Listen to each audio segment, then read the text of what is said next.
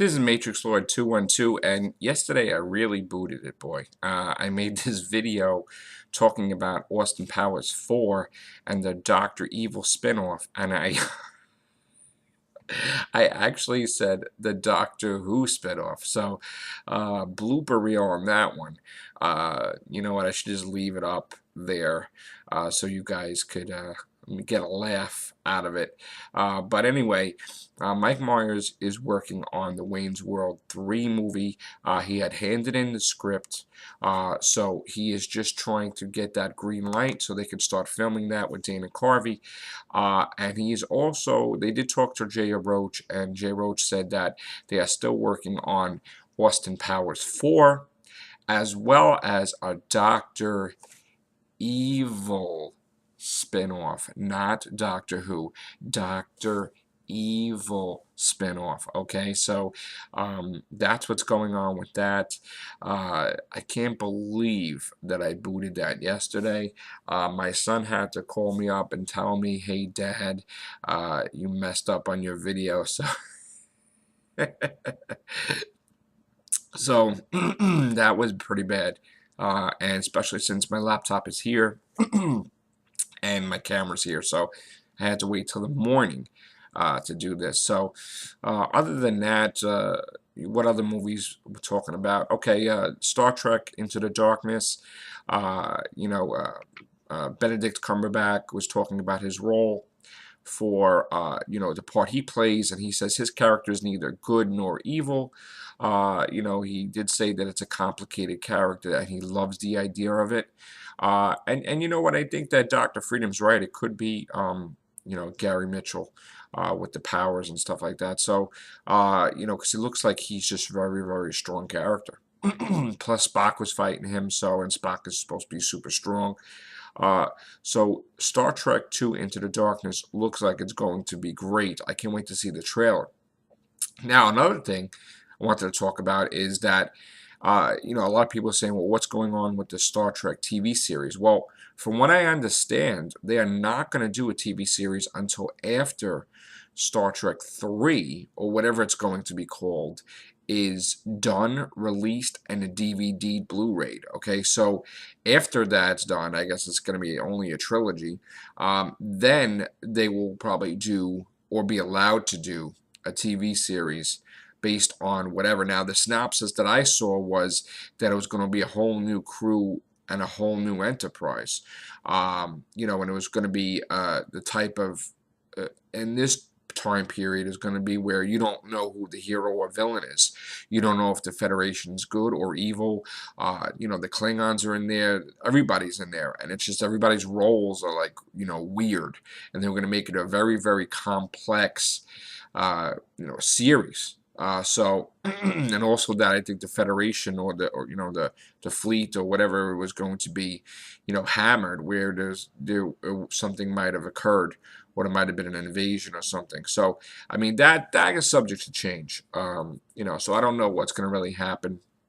There was another synopsis where a couple of years ago, I think 3 years ago, that the warp drive was destroying the fabric of the universe, and they weren't able to use warp drive, and they had to do something else, and also that it was just the Federation was non-existent almost. So I don't really know what they're gonna do with the series, and even Michael Dorn wanted to have a TV series all his own for Lieutenant Worf.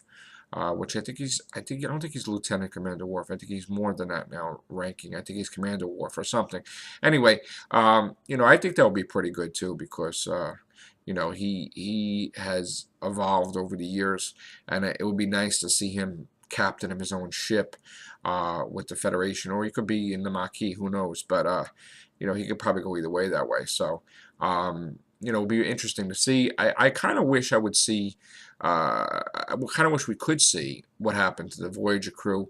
I know we saw what happened to Janeway in the Star Trek movies, Next Generation movies, that she's an admiral. But I kind of felt kind of shortchanged after the end of Voyager, because I really wanted to see them on Earth afterwards, not the alternate timeline. I'm talking about when they actually got to Earth. So, but I did love the season finale for Voyager, but I just wish we could have saw more.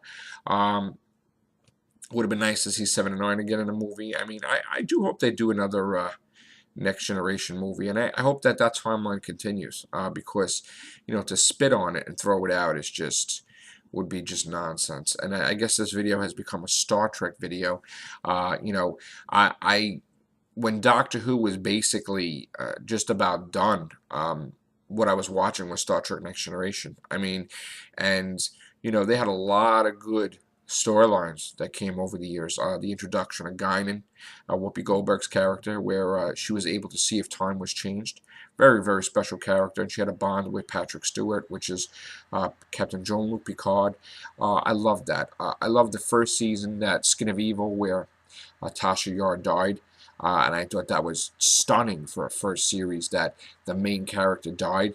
And we all know like why they had to do it, because of Denise Crosby wanted to do movies and stuff like that. And but it just was, that's what made Next Generation different, because they had so many awesome storylines like that. Like Skin of Evil, you lost a main cast member. Then The Best of Both Worlds was the best, I say, absolute cliffhanger, season cliffhanger leading into the next season, where Jean-Luc Picard becomes assimilated, by the Borg, and he becomes Locutus, which that was a great opener for DS9, Deep Space Nine, where he was responsible as the best captain of the Federation. He was responsible for killing thousands of people when he was evil. So, the Star Trek Next Generation universe, is amazing. I mean, there's so many wonderful things. Yesterday's Enterprise was a beautifully done episode where Enterprise C came through and it altered the whole fabric of time, and then it wound up that Tasha Yar went back in time with the Enterprise C, but then she got abducted by Romulans, and then so many words, she gave birth to a Romulan, which later on Denise Crosby, of course, reprised the role, but not as Tasha Yar, but as a daughter in another season. But it was just amazing, so many different storylines that they've done in Star Trek The Next Generation.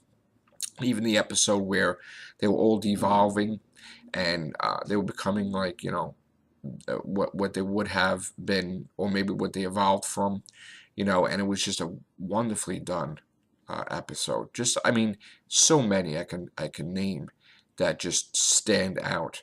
And I love the character of Data. I love the character that he was trying to become more and more human. I wasn't happy in the Star Trek movie that he wound up dying in Nemesis. Nemesis could have been so much better.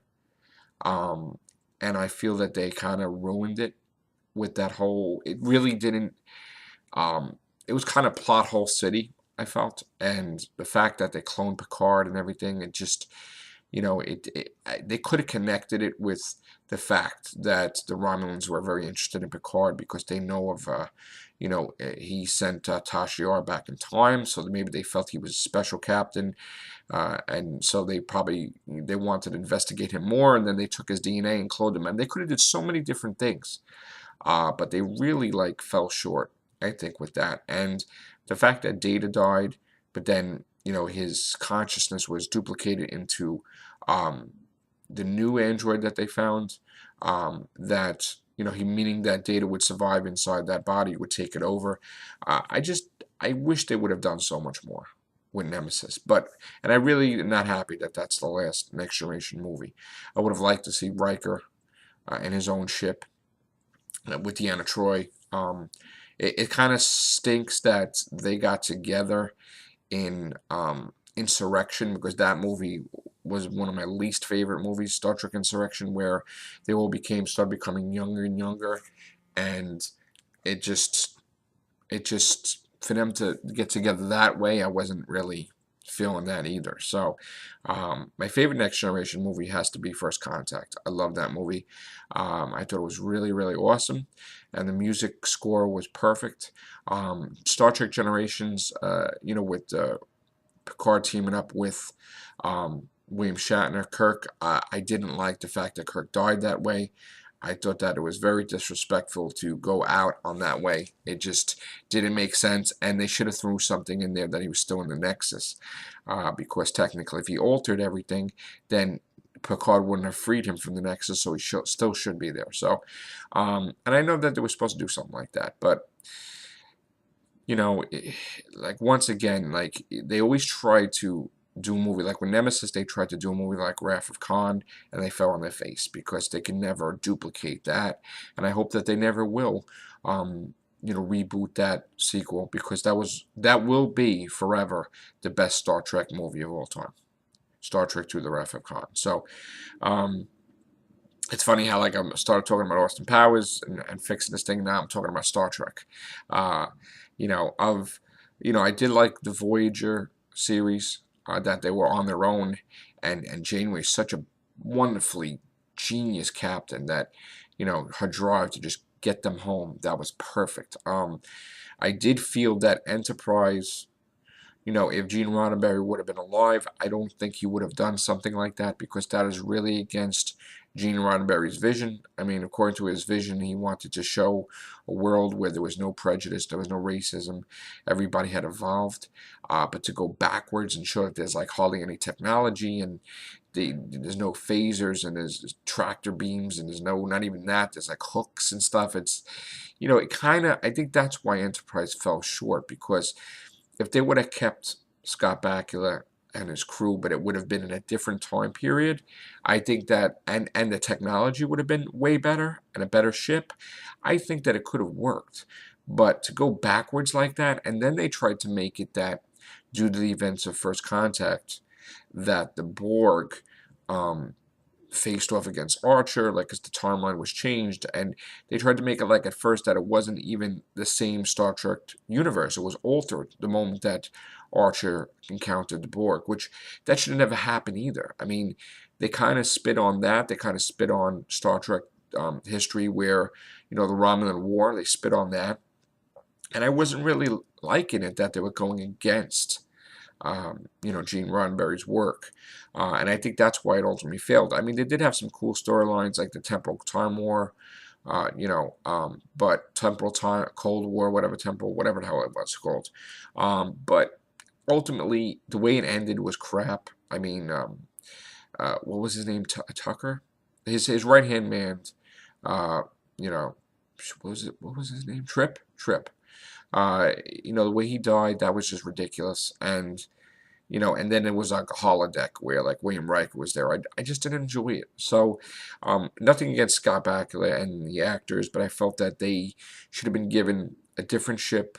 They should have been in a different timeline, because nobody wants to go backwards. Everybody wants to go forwards. And, yes, with Star Trek, the reboot, they are going backwards, but the technology is still looks stunning. So this has become like a Star Trek video, really. I didn't like either Deep Space Nine the way that ended because I didn't like that he killed off the main character, Cisco. I was not happy with that at all. And then all of a sudden he's not dead and he's dead. I mean, I didn't like that. And the shocking thing is that they killed Jadzia Dax. And then she had to become, a new host. I wasn't crazy about that either. But, that was something that was shocking. So, Next Generation was absolutely my favorite. Then we have Voyager, which was like right there. Deep Space Nine was okay. But, of the worst, I would say would be Enterprise show because I really didn't like that. That was like the least one I liked. And to be truthful, like growing up, what really got me started in Star Trek wasn't the TV series. It was Star Trek II: The Wrath of Khan, because when I saw this movie, it blew me away, and it made me want to go back and watch the series, and then I had a newfound respect for that. So, and then I became a huge, huge Trekkie. I mean, I'm a huge Doctor Who fan, and I'm a huge Trekkie also. Uh, but my first love is Doctor Who always, and it's always going to be. And of course, Star Wars was the movie thing back then, and it still always will be, I think. And I'm very excited that, Episode 7 is going to come out in 2015. I just hope they do it right because George Lucas has a limited role on it. So this is basically, this video consists of me talking about science fiction. When I was a kid, I used to watch Lost in Space, you know, the reruns, and I really, really liked that show. But when I saw the movie, I wasn't crazy about it, to tell you the truth. And of all movies to beat the Titanic, that movie was the one because Titanic was out forever. So it knocked it off its #1 spot. But the Lost in Space movie, I wasn't a fan. And there's been so many good things throughout the years with science fiction. Planet of the Apes were great movies. You know, and the one with Mark Wahlberg, it was okay, but I love the new version of it, The Rise of the Planet of the Apes, well, whatever they call it now, the new one. I think that's absolutely perfect Planet of the Apes movie, and I'm looking forward to the sequel. So, you know, this video is mostly consistent of me talking about sci-fi in general. And I hope you enjoyed me ranting and raving.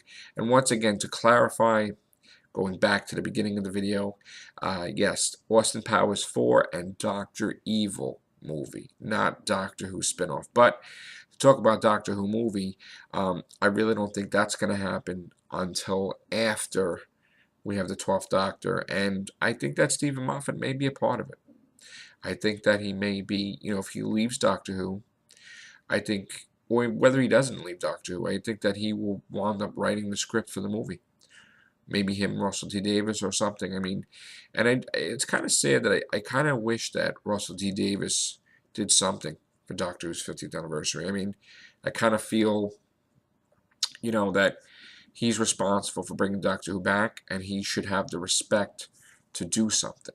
I heard him talking that they wouldn't allow him to put out a Doctor Who graphic novel. They didn't accept it, and I guess that was a sign that they didn't want to be bothered. I don't know, but I just don't understand why, you know, nobody would want Russell T Davies to do something with Doctor Who. I mean, I know Stephen Moffat has it. I know it's Stephen Moffat's baby right now, but it should be a little bit of respect given. Like, say, hey, you want to do a collaboration? And he wasn't asked, I don't think. So, or maybe he was. Maybe Stephen Moffat asked him. I'm not sure. But other than that, this is a long video, and I'll talk to you later. Bye.